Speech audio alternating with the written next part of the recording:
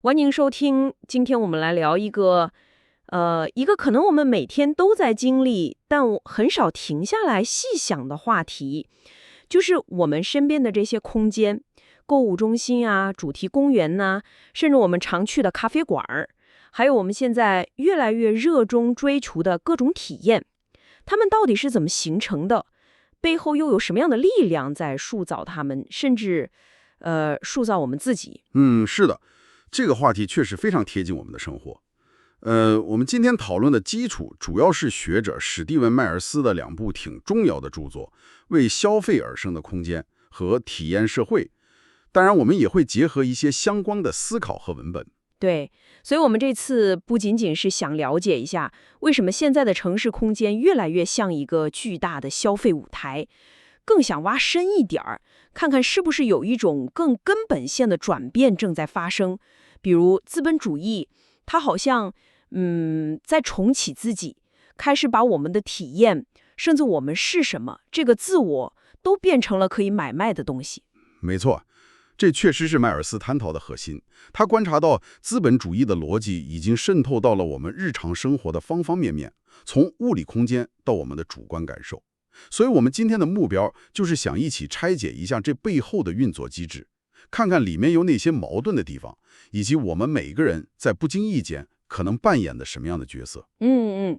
那在开始深入之前，也许听众朋友可以先想一下，你有没有过这种感觉？就是你去的购物中心、主题公园或者一些连锁店，一方面觉得挺舒服、挺方便、挺愉悦的，但另一方面又觉得，有点千篇一律，好像少了点什么特别的东西。或者说，你是不是也觉得现在好像得不断去追求各种打卡体验，才能证明自己的生活足够精彩、足够暗线？是的，这些感受其实都触及到了我们今天要讨论的核心问题。希望我们这次的探讨能为大家提供一些不同的视角来看待这些日常现象。好，那我们就从空间开始吧。第一部分，我们来聊聊这个为消费而生的空间，以及它带来的那种，既愉悦又感觉有点失落的悖论。我记得材料里提到伊万切克罗夫的一个观点，他说新的建筑应该表达新文明的本质，听起来很有理想主义色彩。切格罗夫是情境主义国际的成员，他们对现代城市和建筑有很激进的批判和想象。他期待的是一种能够激发冒险探索、真正带来新生活方式的建筑和城市。但是迈尔斯引用他的话是想做一个对比，就是说现实中资本主义确实创造了他自己的建筑形式，比如说那些巨大的购物中心、光鲜的办公楼、标志性的文化建筑等等。但这些建筑，远没有达到切格罗夫他们所设想的那种能带来深刻变革、激发真正自由体验的潜力。他们服务的目标更多是资本的积累和流动。那具体来说，这种落差体现在哪里呢？为什么我们现在看到的这些资本主义建筑没能实现那种理想？可以从几个角度看。首先是美学上。很多消费空间追求的是一种普遍化的、安全的，甚至有点中性的美学。它要吸引尽可能多的人，所以往往会避免过于前卫或有争议性的设计。结果就是很多地方看起来都差不多。其次，从社会功能来看，它们的主要功能是促进消费、公共性、社区互动、自发的活动，这些往往是次要的，甚至是被排斥的。你很少在购物中心看到真正意义上的公共辩论或者自发的街头表演，对吧？空间是被高度管控的。没错。然后从意识形态的角度看，这些空间传递的是一种消费主义的价值观，幸福来源于购买，身份通过品牌来定义。它鼓励的是一种被动的接受，而不是主动的创造和探索。就像来源里提到的，城市变得缺乏冒险和探索的机会，一切都被安排好了。这种安排好的感觉，是不是就联系到你刚才说的，资本主义建筑没能实现切格罗夫的愿景？它可能提供了舒适，但失去了某种更深层的东西。是的，这直接导致了城市居民心理和生活体验上的一些影响。一方面，我们确实享受到了便利和某种程度的愉悦，购物中心有空调、干净、安全，提供了很多选择。但另一方面，这种高度同质化、可预测的环境，可能会让我们感觉有点疏离，或者说缺少了那种与一个特定地方建立深厚情感联系的机会，就是所谓的无地方性。愉悦和无地方性的悖论听起来很关键，能不能详细解释一下，为什么提供愉悦反而会轻视地方感？好的，迈尔斯的核心观点是，这些为消费而生的空间，他们提供的愉悦往往是标准化的、去历史化的、经过精心设计的。它就像一个产品，可以在任何地方复制。你想想连锁咖啡店，无论你在北京、上海还是纽约，体验都非常相似。这种一致性确实让人感到熟悉和安全，这是一种愉悦。但代价是什么呢？代价就是这个地方独特的历史、文化、社会机理，那些让它之所以是这里而不是那里的东西，被削弱甚至抹去了。这就是无地方性。我记得之前我们聊过一个比喻，好像是把传统地方比作生态雨林，把消费空间比作恒温生态箱。对，这个类比我觉得很形象。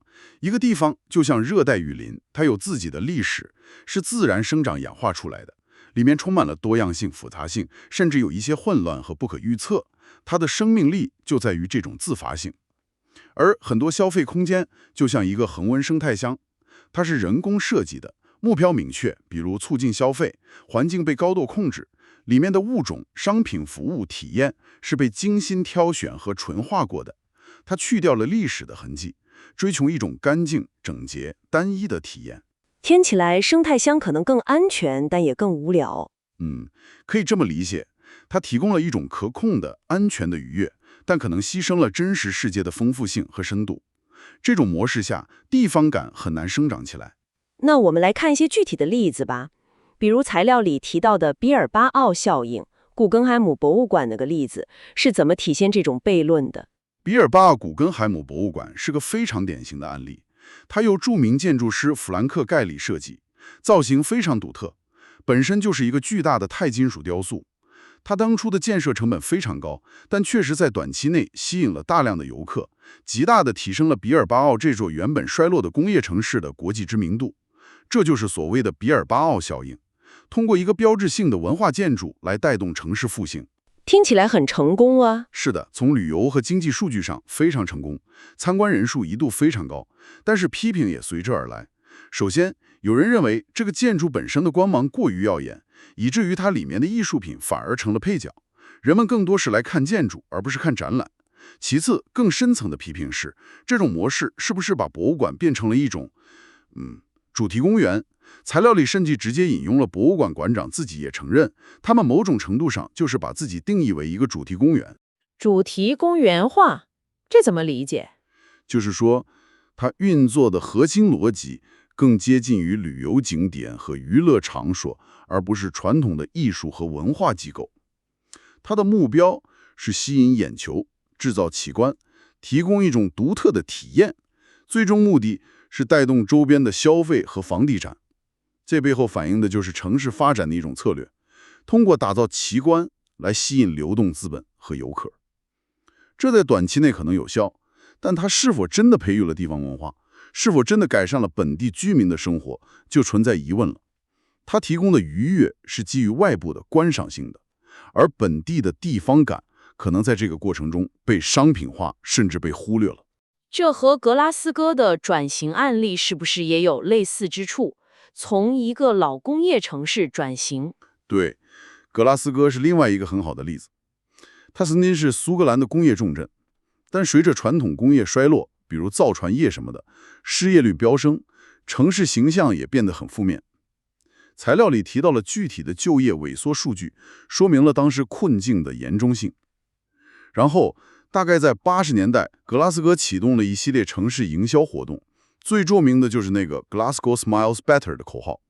同时，大力投资文化设施，兴建新的零售和商业开发项目，试图重塑城市形象，从一个工人阶级的城市变成一个现代的有活力的文化和消费中心。听起来也是一种试图通过改变形象来吸引投资和游客的策略。是的，但材料中引用了米切尔指出了一个重要的转变，在这些营销和重建过程中，城市的影像关注点逐渐从原来关注生活在那里的人，转向了关注那些看起来光鲜亮丽的景观、新的建筑、购物中心、河滨改造等等。从关注人到关注景观，这会有什么问题呢？问题在于，这种对表面的过度关注，可能会牺牲掉真实的社会关系和社区生活。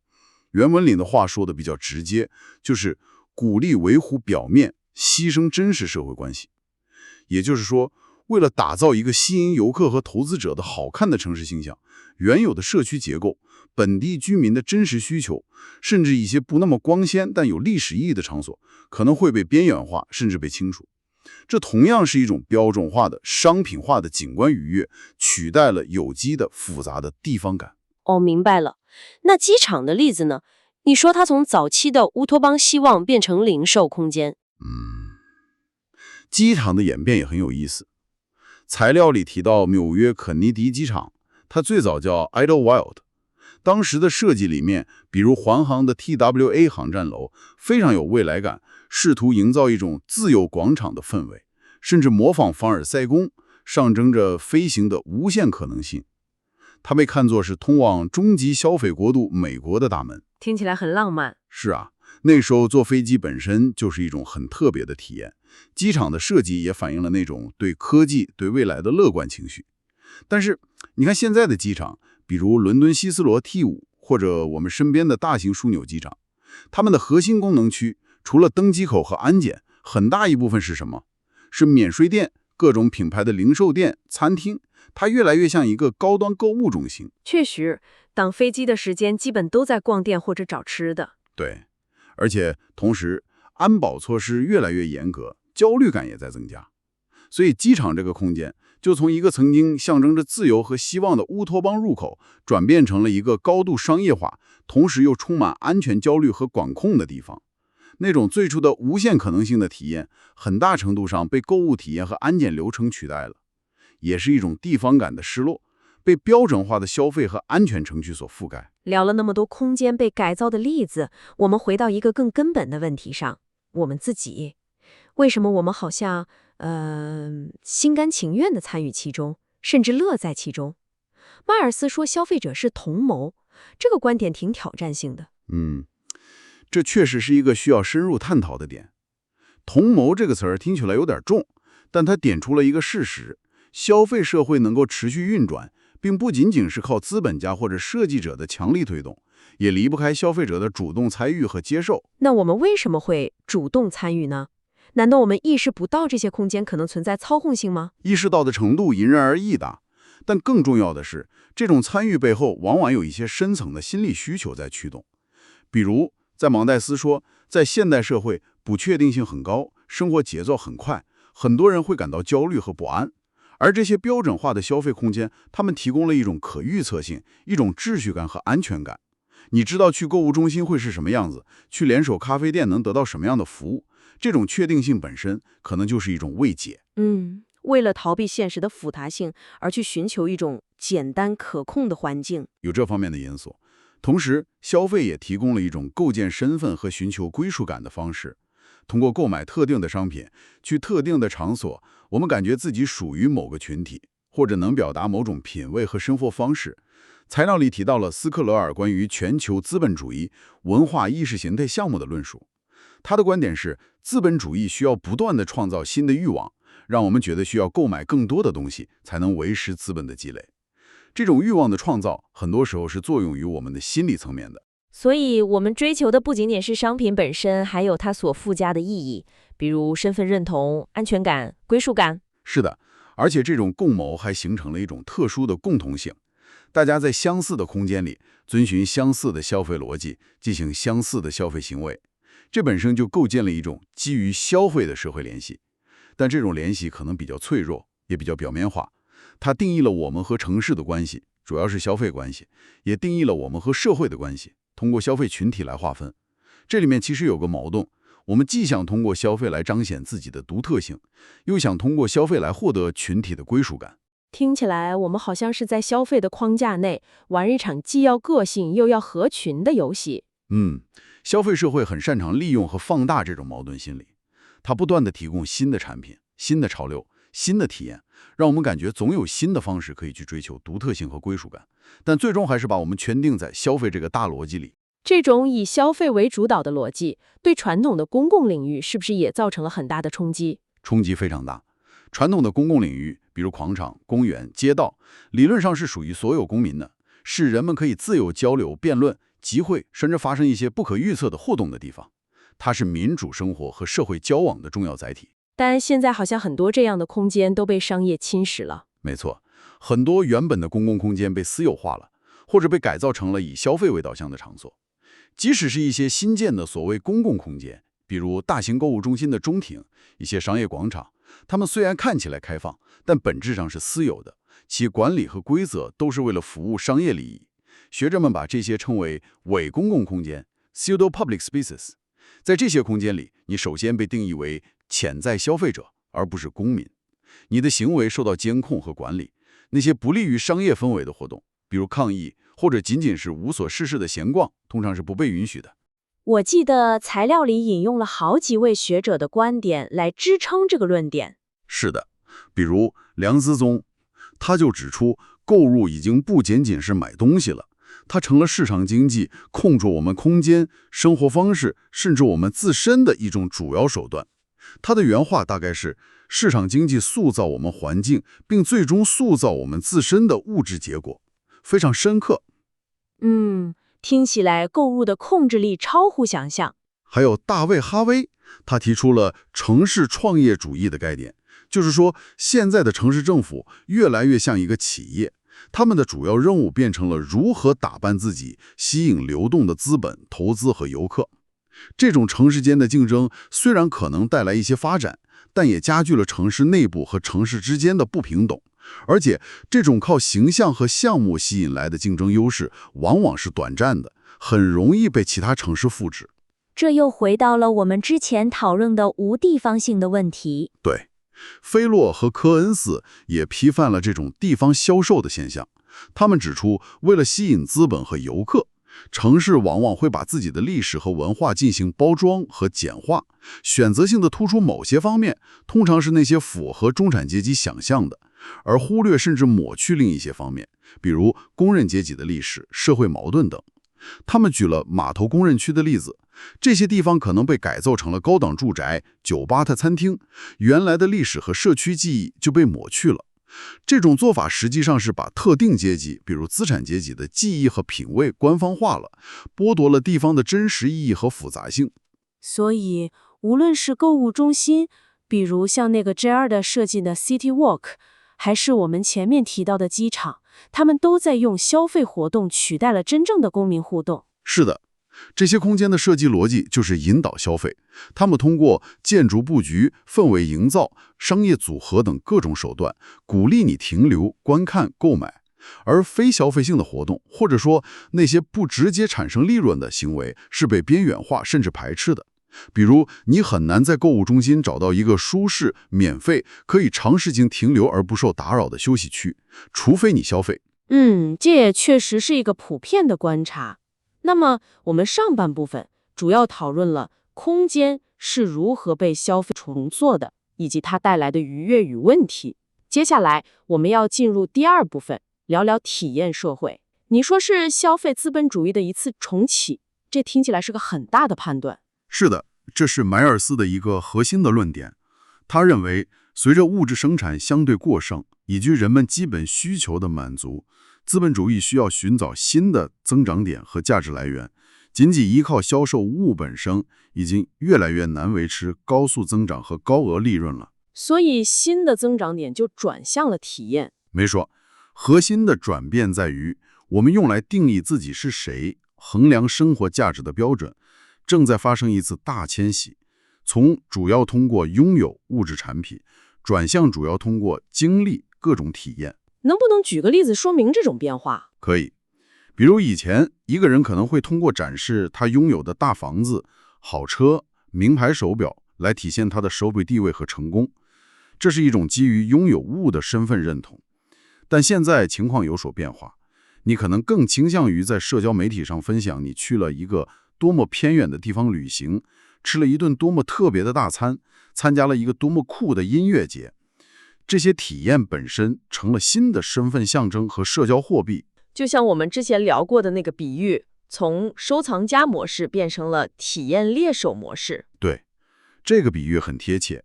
收藏家关心的是拥有和积累物品，而体验猎手关心的是捕捉和积累经历。他们的战利品不再是实体物品，而是那些可以被讲述、被分享、被展示的体验时刻。材料里好像用 iPhone 举了个例子，说我们买它不只是因为功能。是的， iPhone 是一个很好的例子。很多人买 iPhone， 当然功能是很重要的一方面，但可能更深层次的原因在于，拥有和使用 iPhone 被赋予了特定的文化含义。它可能象征着一种品味，一种对科技潮流的把握，一种归属感，属于果粉这个群体，或者说一种消费者洞察力。这种超越了物理功能的附加值，这种与品牌相关的体验和感觉，正是资本主义进行自我更新、创造新价值的关键所在。它把消费从简单的物质交换，提升到了一个关乎身份、情感和意义的层面。那社交媒体在其中扮演了什么角色呢？你说体验猎手需要展示战利品，社交媒体可以说是体验社会最重要的舞台和加速器。你想想看，为什么那么多人热衷于在朋友圈、微博、Instagram 上发布旅行照片、美食图片、健身打卡？一方面，这当然是为了记录和分享生活，但另一方面，这种行为也把我们活生生的、流动的体验转化成了一种可以被展示、被点赞、被量化的数字标本，体验成了可以用来进行社交比较和自我营销的资本。听起来体验好像也被物化了。在某种程度上是的，它变成了一种可以被捕获、被包装、被交换的东西。我们追求体验，然后把它转化成数字内容，以此来构建和维护我们的 online 形象，获得社交认可。这个过程本身就让体验带上了一种功利色彩。这种对体验的追求，背后有什么更深的社会心理机制在起作用吗？这涉及到消费本身的一个重要特性，它是一个心理社会现象。也就是说，消费行为既受到我们个体心理需求的影响，也受到我们所处的社会结构和文化环境的塑造。迈尔斯引用观点说，消费行为调节了社会结构，比如资本主义体系和个体能动性，我们的自由选择。我们感觉自己是在自由地选择消费什么、体验什么，但实际上，我们的选择范围、我们的欲望，很大程度上是被这个系统引导和塑造的。原文里有句话：消费社会强迫消费者以特定方式行事，但同时让他们相信自己是自由的。这种感觉自由但实际被束缚的状态，听起来有点矛盾。是的，这就是现代消费社会的一个核心派论。材料里引用了好几位思想家的观点来深化这个讨论。比如匈牙利社会学家汉奇斯 Henkes， 他称我们这个时代为派论的时代。他认为，这既是人类个性发展到顶巅的时代，我们前所未有的强调自我、追求个性，同时也是个性被消解、淹没的时代。因为我们的个性表达往往依赖于被商业定义的符号和体验。他的原话很经典：这是我时代，同时也是无我时代。我时代，同时也是无我时代，这怎么理解？他的意思是，我们极力想要成为独一无二的我，但我们用来构建这个我的材料，比如我们消费的品牌，我们追求的体验，却往往是大众化的，被商业批量生产出来的。结果，我们越是努力追求个性，可能反而越是变得和别人一样，陷入一种集体的被引导的模式中。汉吉斯还提到，消费文明提供了一种重要时刻的幻觉。通过不断的购买新东西，体验新事物，我们感觉自己的生活充满了意义和亮点。但这种感觉可能是短暂的、虚假的，它掩盖了更深层的空虚或焦虑。这听起来和法兰克福学派的批判有点像，比如霍克海默和阿多诺对文化工业的批判。是的，联系非常紧密。霍克海默和阿多诺早就指出，大众文化，包括我们现在谈的很多消费体验，并非像它看起来那样是自发的，来自民众的。而是被强大的文化工业系统性的生产出来，强加给我们的。在这个过程中，消费者往往是客体，是被动的接受者，而不是真正意义上的主体。他们认为，文化工业制造了一种永不满足的渴望，让我们总觉得缺什么，需要通过消费来填补，最终导致的是精神自由的丧失。我们被束缚在一种被设计好的需求和满足的循环中。还有德波的景象社会理论，是不是也和这个有关？对，居伊德波的景象社会理论是另一个非常重要的批判视角。他认为，在现代资本主义社会，真实的生活经验已经被各种各样的影像、表象所取代，整个世界变成了一个影像的巨大堆积。我们不再直接体验现实，而是通过媒介、广告、商业制造出来的景象来认识世界和我们自己。我们的体验、原始的、自发的经验分离开来了。这种分离导致什么后果呢？德波认为，这导致深刻的异化。人们生活在影像构成的虚假世界里，真实的社会关系被削弱，人与人之间、人与自身都变得疏远。材料里还联系了克利尔和斯瓦特，他们认为景象社会最终导致的是社会和心理上的孤立。我们沉浸在各种被制造出来的体验狂欢中，但最终可能感到的是更深的隔绝和孤独。听起来追求体验好像并没有带来真正的解放，反而可能陷入了新的困境。那材料里提到的生产性消费 （prosumption） 又是指什么呢？它和体验社会有什么关系？生产性消费这个概念最早由托夫勒提出，后来被社会学家乔治·里茨尔和内森·尤森森等人发展。它的核心思想是，在当代资本主义，特别是数字经济和体验经济的背景下，生产和消费之间的界限变得越来越模糊了。生产和消费的界限模糊了，什么意思？意思就是，消费者不再仅仅是产品或服务的被动接受者，他们在消费的过程中也同时参与了价值的生产。能举些例子吗？比如，你在超市使用自助扫描结账，你就在为超市生产劳动，节省了它的人力成本。你在宜家购买家具，自己回家组装，这也是一种生产性消费。在体验经济中，这种现象更普遍。比如你去主题公园，你的欢笑、尖叫、参与互动，本身就构成了其他游客体验的一部分。你在共同生产那个欢乐的氛围。还有我们前面提到的，在社交媒体上分享评论、照片、攻略，你是在为平台生产内容和数据。这些内容和数据对平台来说是有商业价值的。Airbnb 的例子好像也和这个有关。对 ，Airbnb 是一个非常典型的生产性消费和体验经济结合的例子。Airbnb 的模式不仅仅是提供一个住宿空间，它更强调提供一种像本地人一样生活的体验。它把房东、生产者和房客、消费者都定位为体验的共同操作者。房东通过分享自己的家和本地知识来生产体验，而房客通过入住、探索、分享来消费并进一步生产，比如留下评论、照片。材料里好像引用了 Airbnb 的话。是的，引用了布莱恩切斯基的话。他说他们的目标是让用户能够深入内部的沉浸在某人的世界里。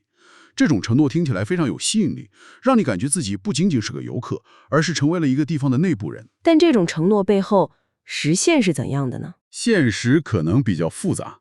一方面 ，Airbnb 确实为一些人提供了更个性化、更深入的旅行体验，但另一方面，它也带来了一系列问题，比如对本地租赁市场的冲击、推高房租、挤压长租房源、旅游污染、过度旅游对社区造成的干扰，以及体验的标准化，很多所谓的特色民宿变得越来越同质化等等。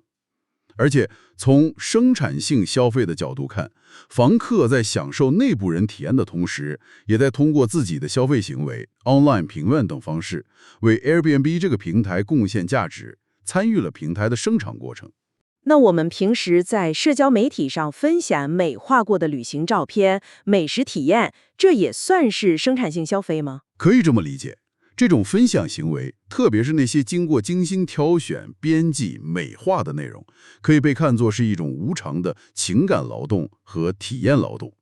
你在投入时间和精力去创造和展示一种理想化的生活体验，这不仅满足了你个人的社交需求，也为社交媒体平台生产了吸引眼球的内容，维持了平台的活跃度和用户粘性，最终服务于平台的商业利益，比如广告收入、数据搜集。所以，生产性消费让我们感觉自己更有掌控权，更能参与其中，但实际上，它可能让我们更深地被整合进了这个系统。我们感觉自己是积极的参与者、创造者，这种感觉本身就增进了我们对这个系统的认同感和投入度。但同时，我们的劳动，无论是体力上的，还是情感上的、体验上的，可能在物验不经意间被利用来服务于资本的增值。这是一种更隐蔽、更深入的控制方式。这就引出了下一个关键问题：自由与控制的幻象。体验社会承诺给我们更多的自由、更多的选择，但你刚才的分析似乎在暗示，这背后可能隐藏着更精密的控制机制。是的，这正是体验社会最核心的悖论之一。表面上看，从拥有物到体验经历，似乎是一种解放。我们不再被物质束缚，可以去追求更丰富、更多样、更个性化的体验，选择看起来是无限的。但是我们需要问的是，这些所谓的自由选择，真的是完全自由的吗？我们追求的那些体验，是不是本身就已经被商业逻辑所定义和塑造了呢？这让我想起材料里提到的卢克斯关于权力的第三个维度的观点，那种内化的幻觉。没错，史蒂文·儒勒克斯区分了权力的3个面向，最明显的是直接强制，其次是议程设置，即决定哪些问题可以被讨论，而最隐蔽也最强大的第3个面向是塑造人们的观念、认知和偏好，让他们接受现状，甚至认为某些被强加的东西是自己真正想要的。他认为我们的声纹构建，我们觉得我是谁，并非完全是我们自由选择的结果，而是可能被社会过程所误导。在体验社会中，我们对好生活、有意义的体验、理想的自我的理解，可能已经深深地受到了商业文化和消费逻辑的影响，但我们自己却意识不到，以为那是发自内心的追求。能不能用一些具体的例子来说明这种自由的幻象？比如健身文化。健身文化是一个很好的例子。保持健康、锻炼身体，这本身当然是好事。但现在健身在很多时候已经超越了单纯的健康需求，变成了一种生活方式的象征，甚至是一种生活本身。它成了一种定义我是谁的方式。我是一个自律的、积极的、注重形象和健康的人。材料引用了马克尔·史密斯的观点，他认为现代健身文化在某种程度上是资本主义规训身体的一种新形式。规训身体怎么理解？就是说，我们的身体成了一个需要不断管理、塑造、提升的项目。我们需要购买特定的装备、运动服、鞋、器材，特定的服务、健身房会员、私教课，特定的食品、蛋白粉、健康餐，来参与到这个项目中。我们的身体以及我们对身体的感觉，越来越多的是通过这些产品和服务的镜子来反射给我们自己的。这是原文的表述。健身带来的乐趣，可能很大程度上来自于这种符合社会需求的纪律感和成就感，而不是纯粹的自由的选择和享受。这听起来好像我们是为了达到某种外部标准，而不是为了自己内在的愉悦。有这种成分在里面。当然，很多人确实能从健身中获得真实的快乐和健康益处，但我们需要警惕的是，这种文化如何被商业利用，如何把一种潜在的健康行为转化成一种必须不断投入金钱和精力去维持的身份表演和消费循环。那美妆潮流呢？比如现在流行的特定眉形或者妆容。美妆潮流是另一个非常生活化的例子。材料里特别提到了眉毛的例子，当然也可以是任何其他流行的妆容或造型。年轻女性当然也不仅仅是女性，可能会非常关注并努力跟上这些潮流。为什么呢？因为遵循这些潮流可以让他们感觉自己是时髦的、被接受的，能够获得同伴群体的认同感和归属感，这是一种社交需求。但这背后有什么控制的意味吗？控制在于这种对潮流的追随，实际上限制了个人表达的真正自由。它不是基于个人独特的审美和偏好，而是基于对外部流行标准的一种遵从和表演。材料里引用的话说得很到位，这些流行的妆容风格，往往是对那些期望当今年轻女性拥有的品质的更广泛社会态度的最紧密结合。也就是说，它不仅仅是审美问题，它还和社会对女性角色的期望、对理想女性形象的定义有关。通过遵循潮流，个体在无形中内化并强化了这些社会规范。这确实是一种很微妙的控制。那数字化时代呢？个性化推荐不是很强调自由选择吗？是的，数字平台，比如购入网站、视频网站、音乐 APP， 都非常强调个性化服务。他们通过算法分析你的行为数据，然后向你推荐你可能喜欢的内容或商品。这看起来是最大程度地满足了你的个人偏好，给了你充分的选择权。但是，这背后至少有2个潜在的问题。第一，为了实现这种个性化，平台需要大量收集你的个人数据，你的每一次点击、浏览、购买都在被记录和分析。这就是祖伯夫所说的蒙控资本主义。我们的个人经验被转化成了可以预测和交易的数据商品。数据隐私问题确实很严重。第二，这种个性化推荐也可能限制你的视野，把你困在一个过滤气泡或者信息茧房里。算法倾向于给你推荐你已经喜欢的东西，或者与你观点相似的内容，这可能会让你接触不到新的、不同的，甚至挑战你既有认知的信息和体验。你的选择实际上是被算法塑造和引导的。祖伯还警告说，我们可能变成自我雇佣兵，意思是我们的自我意识、我们的身份构建都可能在不知不觉中被这些蒙控和预测机制所利用和塑造。我们以为在自由地表达自我，实际上可能是在为平台打工。听你这么一分析，体验社会承诺的自由确实充满了各种悖论和潜在的陷阱。那我们现在进入第3部分，把空间和体验这2个主题结合起来看，消费空间是如何为我们刚才讨论的体验社会提供舞台和支持的。这2者是密不可分的。为消费而生的空间可以说是体验社会得以运作的物理基础和重要的表现形式。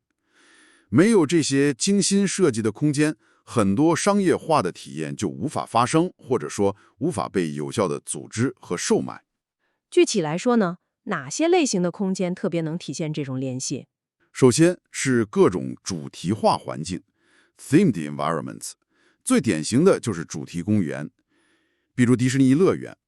迪士尼乐园通过极其细致的场景设计、故事叙述、氛围营象，创造一个完全沉浸式的魔法世界。它模糊了真实与虚构的界限，让你感觉自己真的进入了童话故事里。这种强烈的体验感正是它的核心卖点。主题餐厅、主题酒店也是类似的逻辑吧？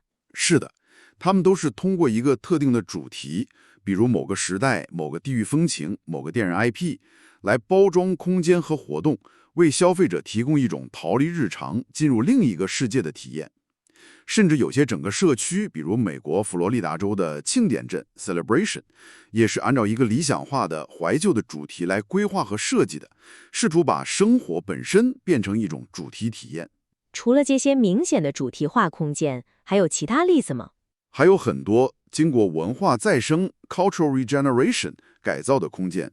材料里提到了好几个例子，比如美国的巴尔的摩内港 （Harbor Place）、纽约南街海港 （South Street Seaport）、爱兰都柏林的坦普尔巴尔区 （Temple Bar）、英国利物浦的阿尔伯特码头 （Albert Dock）。这些地方原本可能是衰落的工业区、码头或者旧城区，通过改造，它们被赋予了新的功能，同样是以旅游、休闲、餐饮、零售和文化消费为核心。它们被包装成具有历史风情或文化气息的体验场所。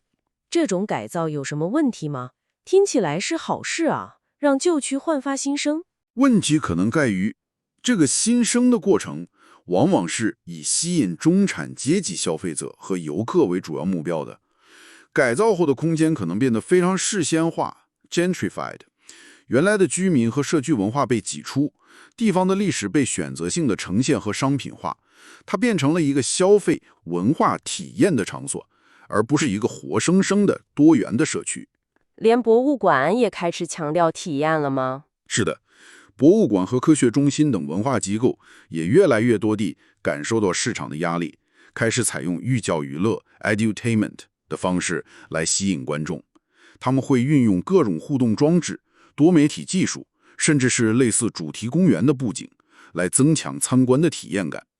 比如材料提到的罗斯地球与太空中心，可能就采用了这种策略。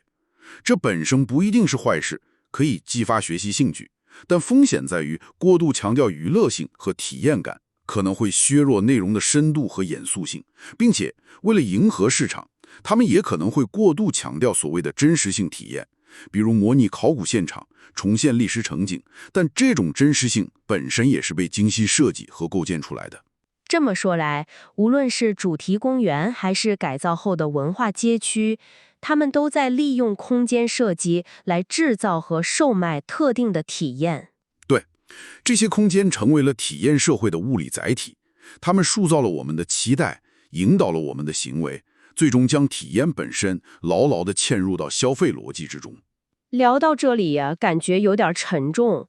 我们好像用很多东西换来了这些看似光鲜的空间和体验。材料里有个反思，说这可能代表了一种更深的异化，甚至是资本对我们内在时间的终极殖民。这该怎么理解？这个反思确实触及了问题的核心，它把我们前面讨论的现象提升到了一个更哲学的高度。所谓的更深的异化，是指这种对体验的追求和商品化，可能比过去对物质的追求更深入地侵入了我们的内心世界，我们的主观感受，甚至我们的时间感。内在时间的终极殖民，听起来很深刻。是的，时间，特别是我们的主观体验时间，被认为是个人最内在、最私密的领域。但如果连我们的体验、我们的记忆、我们感受活在当下的方式，都可以被商业逻辑所塑造、所引导、所购买，那么资本的力量就触及到了我们存在的最深层面。材料里用了浮士德契约的比喻。对，这个比喻是说，我们好像跟魔鬼做了一笔交易，我们用什么换了什么呢？可能我们用地方的真实性、复杂性和历史感，换来了标准化的、可预测的愉悦和便利。可能我们用充满互动和不可预测性的公共生活、公民身份，换来了个体化的、安全的消费体验和消费者身份。可能我们用地方的独特性和内在价值，换来了可以被快速复制和营销的品牌形象。甚至可能我们用那种需要承担风险和责任的真正意义上的自由，换来了一种在既定规则内选择的共谋的自由。听起来代价很大，还有个无形监狱的比喻。是的，这个比喻是说我们可能以为通过追求体验，我们摆脱了过去那种对物质的奴役，获得了精神上的解放。但实际上，我们可能只是从一个有形的监狱——物质主义，走进了一个更难察觉的无形监狱。这个无形的监狱是由什么构成的呢？可能就是由那些被商业化的记忆、被标准化的故事、被引导的情感和体验所构成的。我们沉浸其中，感觉自由，但可能恰恰是被这些东西所束缚，限制了我们体验世界和认识自我的其他可能性。最可悲的是，我们追求体验，很多时候是为了向别人证明我们活得精彩，活得有价值。没错，就引出了那个最终的悖论。我们如此努力地通过体验来证明自己活着，以至于最终可能失去了那种无需证明，只是单纯的去生活的能力。我们的生活本身变成了一场为了获得他人认可的表演。那么，这种空间和体验的商品化，在今天的具体领域里，还有哪些特别突出的表现呢？材料里好像提到了体育、咖啡和正念。是的，这3个领域都非常能体现体验社会和景观社会的逻辑。先说体育吧。体育，尤其是职业体育，现在已经高度景观化了。以英超联赛为例，它早已不仅仅是一项足球比赛，更是一个巨大的媒体版权销售组织。它的核心产品是比赛这个景观，通过电视转播、网络直播卖给全球观众。电视转播确实极大地改变了我们看球的方式。是的，转播技术，比如慢动作回放、多角度镜头、精彩集锦，都在刻意地制造和强化比赛的戏剧性、观赏性，把体育设施包装成一种引人入胜的娱乐产品。球迷的体验越来越多的是通过屏幕这个景观来中介，而不是直接在现场感受。那运动员本身呢？材料提到了泰森·富利。泰森·富利是个很有趣的例子。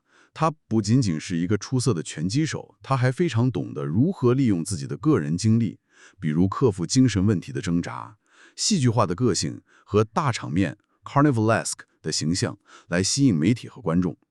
他把自己的人生故事和赛场表现打包成一个极具吸引力的商品，让观众产生共鸣，愿意为他的故事和表演付费。这是一种非常典型的自我商品化或景观化。印度板球超级联赛 IPL 的例子呢？ IPL 可以说是体育景观化的一个极致案例，它借鉴了很多娱乐产业的模式，比如快节奏的 T20 赛制，比赛时间短，更刺激；啦啦队、宝莱坞明星的参与、巨额的电视转播合同，以及类似选秀的明星球员拍卖。这一切都是为了把板球这项传统的、有时节奏缓慢的运动，改造成一种符合现代都市中产阶级口味的、快节奏的、娱乐化的消费体验。它在商业上非常成功，但也引发了很多争议，比如是否牺牲了板球运动本身的传统精神和社群根基，过度商业化等等。体育的景观化确实很明显。那咖啡呢？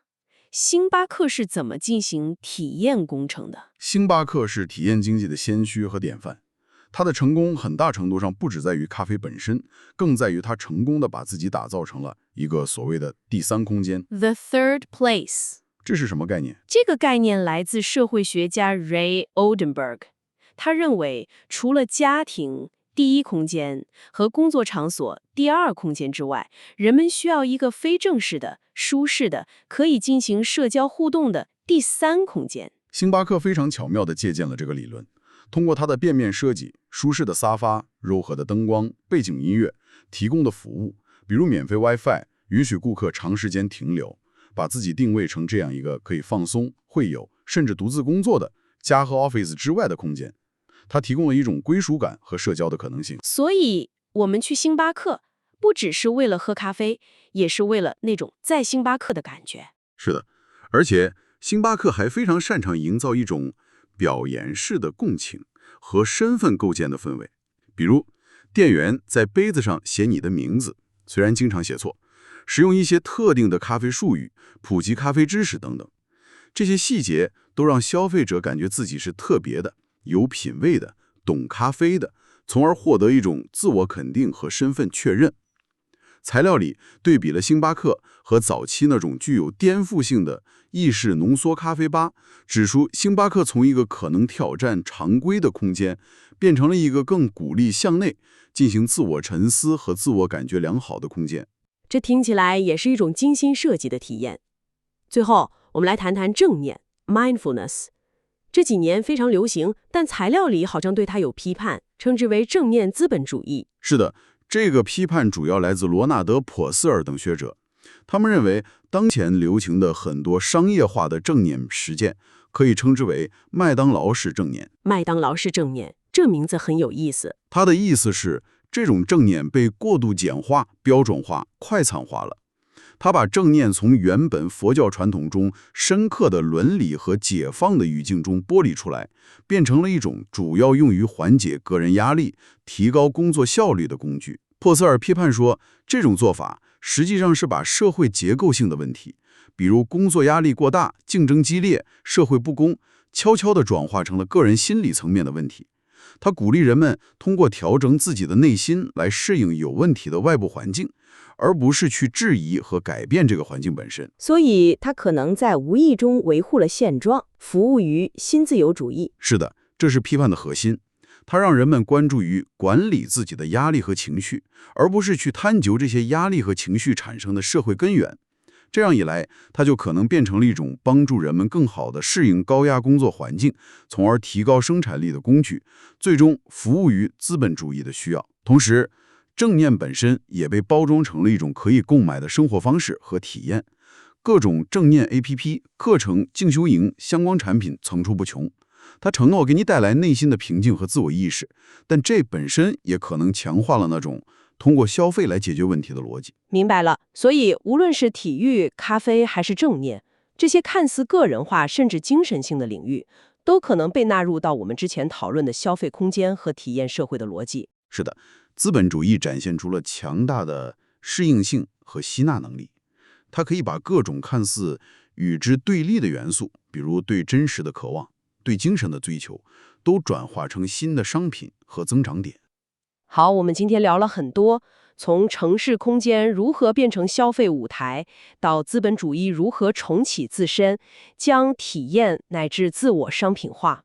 我们探讨了这背后的机制，比如标准化的愉悦与无地方性的悖论，公共领域的消亡，以及消费者在这种过程中的主动共谋。我们也分析了体验社会的心理机制，比如生产性消费的兴起，以及自由和控制之间的复杂关系。贯穿始终的一个核心线索，似乎就是我们个体与这个巨大的由消费逻辑驱动的系统之间那种既主动参与又被其塑造的复杂而矛盾的关系。材料最后引用了拉什的一个观点，说在自恋文化中，自我与表面越来越难以区分，而体验社会似乎对此进行了重启，自我被重新激活了，但它的韧性可能建立在虚假的承诺之上。是的，我们似乎在一个被精心设计的空间和体验包围的世界里，努力地寻找着自由和真实，但这个寻找的过程本身，可能又把我们带入了更深的异化和控制之中。那么，最后留给听众朋友们思考的问题就是，当我们的城市空间、休闲方式，甚至我们对真实、独特、对逃离和心灵成长的追求，就像我们刚才谈到的正面资本主义，都可能被资本主义的逻辑所收编和商品化的时候，在这个看起来已经被全面体验化的时代里，那种真正意义上的非商品化的自我发现，或者说纯粹的不带功利目的的体验，它的可能性还存在吗？如果存在的话，它可能会隐藏在哪些尚未被完全商业化的缝隙之中？或者说，面对这一切，我们是不是需要重新去定义，或者重新去寻找真实和自由在这个时代对我们而言到底意味着什么？非常感谢您今天带来的深入分析，也感谢各位听众的收听。谢谢。